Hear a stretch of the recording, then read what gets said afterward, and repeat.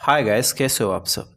मैं उम्मीद करता हूँ आप सब बहुत ही अच्छे होंगे। तो गाइस, इस वीडियो में कई सारे स्ट्रक्चर्स और तो और डेली यूज सेंटेंसेस लिए गए हैं ताकि आप इंग्लिश को प्रैक्टिस कर सकें और अच्छा इंग्लिश बोल पाएँ। ओके, तो चलिए वीडियो को शुरू करते हैं। इसमें कई सारे स्ट्रक्चर्स मैं आपको प्रैक्टिस कराने वाला हूँ। ओके, जैसे how much plus subject verb की फर्स्ट फॉर्म प्लस ऑब्जेक्ट। क्या होता है, कई बार आपको हिंदी में ऐसा कहना पड़ता है जैसे कितना बोलते हो तुम, कितना खाते हो तुम। ये एक स्टेटमेंट है। ओके, तो आप कह सकते हैं simple, how much you speak, how much you speak, कितना खाते हो तुम। हाउ मच यू ईट, कितना सोचते हो तुम। हाउ मच यू थिंक, कितना सोते हो तुम। How much you sleep. तो आप ऐसे यूज़ करिए, बहुत ही आसान है, लेकिन यूज़ इट। जितना ज़्यादा आप यूज़ करेंगे उतना अच्छा आप इंग्लिश बोल पाएंगे। वाइल गोइंग, वाइल गोइंग जाते जाते, जाने के दौरान, जाते समय। ओके, अगर आप हिंदी इस तरह से सोचते हैं जाते जाते, जाते समय, जाने के दौरान, तो वहाँ पे आपको वाइल लगा करके आप बना सकते हैं। वाइल उसके बाद वर्ब की फोर्थ फॉर्म। ओके, कोई और भी अगर वर्ब है तो आप रख सकते हैं, नो डाउट। ओके, जैसे अब जाते जाते रोना मत। कई बार क्या होता है, हम ऐसे कहते हैं अब जाते जाते रोने मत लगना या फिर रो मत जाना। ओके, तो आप कह सकते हैं don't cry while going, don't cry while going. जाते जाते फ़ोन पर बात करना, talk over the phone while going, talk over the phone while going. हम ये कह रहे हैं कि अगर आप जा रहे हो कोई बात नहीं, आप जाओ, लेकिन जाते जाते फ़ोन पर बात करना, मैं आपको कुछ बताऊंगा। Okay, if you are going that's okay, go, but talk over the phone while going. Okay, alright. अगला सेंटेंस है, जाते जाते मुझे मत रुला, जाते जाते मुझे मत रुला, don't make me cry while going, don't make me cry while going. इसमें हम यूज़ करेंगे stay far and wide from, stay far and wide. Okay, उसके बाद जो भी ऑब्जेक्ट होगा उसे रखते हैं, दूर दूर रहना। जैसे मुझे तुमसे दूर दूर रहना अच्छा नहीं लगता, मुझे तुमसे दूर दूर रहना अच्छा नहीं लगता। I don't like staying far and wide from you, I don't like staying far and wide from you. Okay, क्या बात है, तुम मुझसे दूर दूर रहने लगे हो। What's the matter, you have started staying far and wide from me. मुझसे दूर दूर मत रहा करो, मुझसे दूर दूर मत रहा करो। Don't stay far and wide from me, don't stay far and wide from me. Okay, ये सेंटेंस को लेकर कई और सेंटेंस भी ऐड ऑन करो करो। क्या बताऊँ, आप ना मुझसे दूर रहने लगे हो, आप मुझसे दूर मत रहा करो क्योंकि मुझे अच्छा नहीं लगता। तब इन सेंटेंस को आपको इंग्लिश में बोलना है, इंग्लिश में सोच करके। ओके, अगला टॉपिक है मस्ट हैव, उसके बाद वर्ब की थर्ड फॉर्म प्लस ऑब्जेक्ट, उसके बाद बाय नाउ लगाएंगे आप। अब तक सो गई होगी, मतलब ये कि मान लो कि आपसे कोई पूछता है कि राहुल कहाँ गया है। मान लो आपका भाई आपसे पूछता राहुल कहाँ गया है, तो आप कहते हो राहुल घर पहुँच गया होगा, राहुल अब तक घर पहुंच गया होगा। आपको ये पता है कि राहुल घर के लिए निकल चुका, लेकिन रास्ते में हो सकता है कहीं और भटक गया हो, कहीं और चला गया हो, लेकिन आप मस्ट से दिखाना चाहते हैं। यहाँ पे क्या होता है कि मैं भी यूज़ कर सकते हैं, वो आप अपना फीलिंग को दर्शाएं कि कितना आप परसेंट श्योर हैं। ओके, लेकिन आप मस्ट को दिखाते तो आप ये कह रहे हैं कि हाँ हाँ पहुँच ही गया होगा। ओके, आप ये कह रहे हैं, ये सेंस में आप कहना चाहते बात को अपना, तो उसी सेंस में मस्ट आपको यहाँ पे यूज़ किया जाता है। ओके, जैसे अब तक तो वह सो गई होगी, किसी ने पूछा तो आप कह रहे हो अब तक तो वह सो गई होगी। She must have fallen sleep by now, she must have fallen sleep by now. Guys, अगर मेरा वीडियो अच्छा लगता है तो प्लीज़ लाइक कर दिया कीजिए और तो और शेयर कर दिया कीजिए, यही हमें मोटिवेशन देता है। इससे हम मोटिवेट फील करते हैं और उसके बाद हम वीडियो को क्रिएट करते रहते हैं आपके लिए। ओके, अब तक तो वो मूवी देख लिया होगा, he must have seen the movie by now. अब तक तो वो खाना खा लिया होगा, he must have had food by now, he must have had food by now. अगला टॉपिक है इफ़ गॉड विल्स, उसके बाद सब्जेक्ट विल वर्ब की फर्स्ट में प्लस ऑब्जेक्ट। ये भी आसान है, अगर गॉड ने चाहा तो। मान लो कि यहाँ पे गॉड की हम बात कर रहे हैं, अगर कोई इंसान की अगर बात करना तो हम यहाँ पे गॉड की जगह पे चेंज कर देंगे। ओके, अगर उसने चाहा तो ये हो जाएगा। ओके, आप ऐसे भी कह सकते हैं। कई बार क्या होता है, हम ऐसे कहते हैं अगर मैं चाह जाऊँ तो मैं ये कर दूंगा, अगर चाह जाऊँ तो हम कहते हैं ना, तो उस जगह पे गॉड की जगह पे आप चेंज कर सकते हो, लेकिन बोलचाल में गॉड वाले तो ज़्यादा चलता।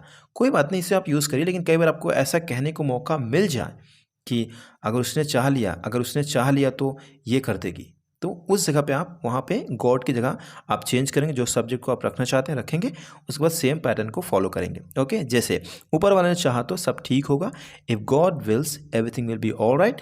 ऊपर वाले ने चाहा तो वह अगले साल एक घर खरीद लेगा, if God wills he will buy a house next year. ऊपर वाला ने चाहा तो हम जरूर मिलेंगे। If God wills we will definitely meet. If God wills we will definitely meet. अगला टॉपिक है हु नोज। उसके बाद सेंटेंस। हु नोज का मतलब होता है क्या पता, राइट, या फिर कौन जानता है। ओके, ये प्रेजेंट इंडेफिनिट टेंस से बना हुआ है, यानी क्वेश्चन हम पूछते हैं हु नोज, कौन जानता है, क्या पता उसे खाना ना मिला हो। ओके, हम ऐसे कहते हैं ना, क्या पता वो कहाँ है, क्या पता उसे खाना ना मिला हो। तो उस सेंस में हम हु नोज को यूज़ करते हैं। क्या पता वो कहाँ है, who knows where he is, where he is. क्या पता वो आए या ना आए। Who knows whether he comes or not, who knows whether he comes or not. क्या पता चाहे वो आए या ना आए। मतलब कि एक सेंस में हिंदी में आप ऐसे सोचते हैं तो बना सकते हैं, नो डाउट। क्या पता हम दोबारा मिले या ना मिले। Who knows whether we meet again और नॉट। अगला टॉपिक है I don't know whether subject plus has या फिर हैव, उसके बाद वर्ब की थर्ड फॉर्म प्लस ऑब्जेक्ट और नॉट। ओके, यहाँ पे आप चाहें तो चेंज कर सकते हैं, कोई और भी टेंस होगा तो रख सकते हैं, लेकिन सूट करना चाहिए, सूटेबल होना चाहिए। ओके, जैसे मुझे नहीं पता उसने कुछ खाया कि नहीं, यहाँ पे हम इंफॉर्मेशन निकाल रहे हैं। ओके, तो यहाँ पे एक अलग वेदर का यूज़ कर रहे हैं। एक तो सिंपल यूज़ होता है चाहे तुम जाओ या मत जाओ, वेदर यू गो और नॉट, चाहे तुम खेलो या मत खेलो, वेदर यू प्ले और नॉट, हमें फ़र्क नहीं पड़ता, वी डोंट केयर। हमें कुछ दिक्कत नहीं है भाई, तुम खेलो या मत खेलो, हमें ये भी फ़र्क नहीं पड़ता तुम जाओ या मत जाओ, it doesn't matter whether you go और नॉट। ऐसे भी आप यूज़ कर सकते हैं, लेकिन यहाँ पे इन्फॉर्मेशन जानना चाहते हैं। ओके, जैसे मुझे नहीं पता कि उसने कुछ खाया कि नहीं, मुझे नहीं पता कि क्या उसने कुछ खाया कि नहीं। ओके, तो जाकर के हम यहाँ पे वेदर को यूज़ कर रहे हैं, ऐसे भी यूज़ किया जाता है। इसका एक और यूज़ है simple. Okay, I don't know weather he has had something और नॉट। ऑलराइट, मुझे नहीं पता उसने तुम्हें बताया है कि नहीं। आई don't know weather he has told you और नॉट।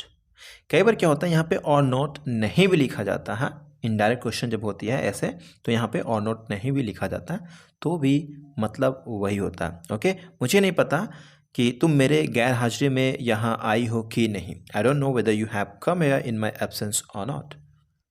अगला टॉपिक है नीडलेस टू प्लस वर्ब की फर्स्ट फॉर्म, उसके बाद एक सेंटेंस को रखते हैं कि ज़रूरत नहीं है। नीडलेस टू को आप नो नीड टू भी कह सकते हैं, नो नीड टू सिंपल, ये भी यूज़ होता है, काफ़ी लोग यूज़ करते हैं, मूवीज़ में भी मैं देख चुका हूँ, काफ़ी लोग यूज़ करते हैं, तो आप भी इसे यूज़ करिए। चिंता करने की ज़रूरत नहीं है, मतलब no need to worry, no need to worry, या फिर needless to worry, needless to worry, I will handle the situation, मैं स्थिति को संभाल लूँगा। बिना कहे ही वह एक प्रतिभाशाली है। ओके, नीडलेस टू मेंशन मतलब कहने की ज़रूरत नहीं है, मेंशन करने की ज़रूरत नहीं है। Okay, she is a talented artist, she is a talented artist, स्पष्ट करने की आवश्यकता नहीं है, ज़रूरत नहीं है। एक नई भाषा सीखने में समय लगता है, नीडलेस टू एक्सप्लेन या फिर no need to explain. Learning a new language takes time, learning a new language takes time. Okay, तो ये सच बात है, टाइम लगता है, आपको रिपीट एंड रिपीट, आपको सीखते रहना, जितना अच्छा आप सीखेंगे उतना अच्छा बोल पाएंगे। ये भी याद रखना, टॉपिक को जो आप सीखते हो उसी को रिपीट करना, ओके, रिपीट करना बहुत ज़रूरी होता है। अगला टॉपिक है eight the behest of plus object, उसके बाद सेंटेंस को रखते हैं के कहने पर। जैसे अगर मैं कहता हूँ मैं क्यों जाऊँ तुम्हारे कहने पर, तुम्हारे कहने पर मैं क्यों जाऊँ, वाई शुड आई गो, या फिर why shall I go at the behest of you, at the behest of you. आप ये भी कह सकते हैं why do I go at the behest of you, मुझे नहीं जाना तुम्हारे कहने पर, I don't have to go at the behest of you. तो आपको ऐसे प्रैक्टिस करते रहना है। ओके, तो एग्जाम्पल्स देखते हैं। मेरे शिक्षक के कहने पर मैंने अपना होमवर्क पूरा किया, eight the behest of my teacher I completed my homework. मालिक के कहने पर हमने टीम की मीटिंग आयोजित की, at the behest of the boss we organised a team meeting. अपने माता पिता के कहने पर वह विदेश में पढ़ाई करने के लिए तैयार हो गया, at the behest of his parents he agreed to study abroad।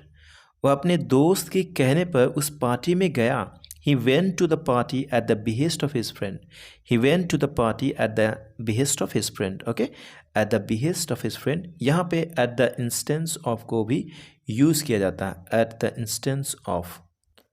अगला टॉपिक है what else should, what else और क्या। उसके बाद सिंपल है, जैसे पार्टी के लिए मैं और क्या खरीदूं, और क्या, what else should I buy for the party।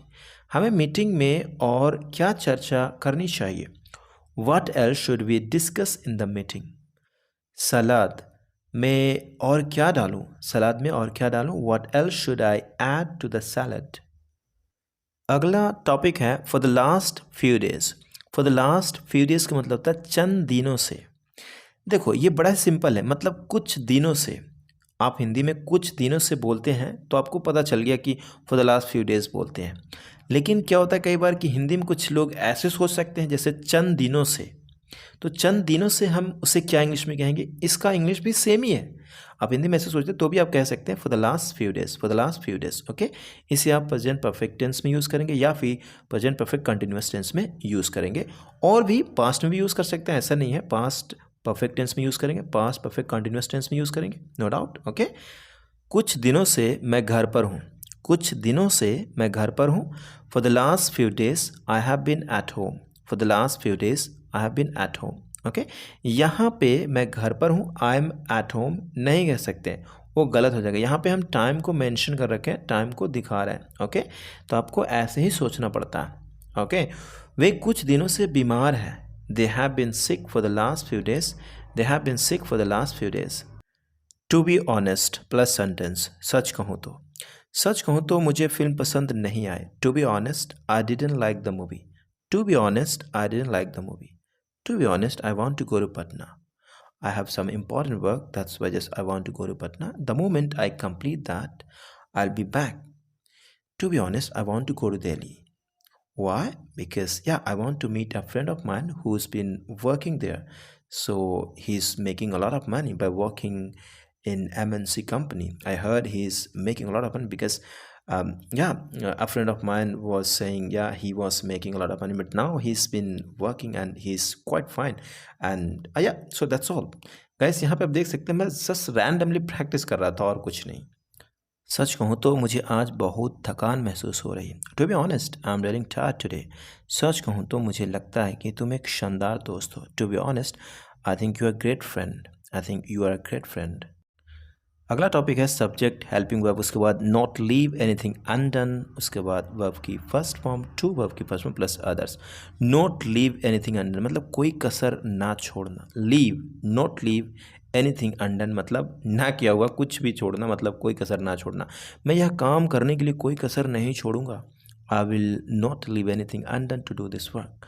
मैं वह जॉब पाने के लिए कोई कसर नहीं छोड़ूंगा। I will not leave anything undone to get that job.